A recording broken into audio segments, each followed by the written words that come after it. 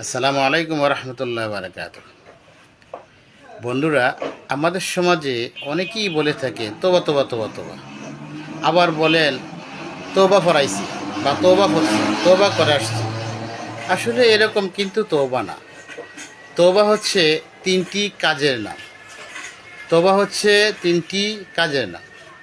এক নম্বর কাজ হচ্ছে আমি যে গুনাহটা করিয়াছি বা আমার দ্বারা যে গুনাহটা হইয়াছে, যে অন্যায়টা হয়েছে, ওইটাকে অন্যায় বলে স্বীকার করা, ওই বিষয়ে অনুতপ্ত হওয়া।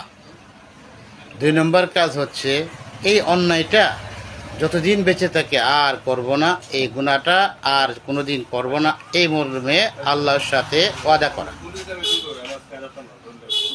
এই গুনাহটা কোনো দিন করব না, এই মর্মে আল্লাহর সাথে ওয়াদা করা, এবং কোনো লোক দেখানো ওয়াদা না। আর তিন নম্বর কাজ হচ্ছে এই কাজটা বাস্তবায়িতে আর না করা, পুনরায় এই কাজটা আর না করা। তাহলে আমার এক নম্বর কাজ হচ্ছে যে আমি যে গুনাহ করিয়াছি এই বিষয়ে অনুতপ্ত হওয়া, এবং গুনাহটাকে যে গুনাহটা যে অন্যায় এটা স্বীকার করা।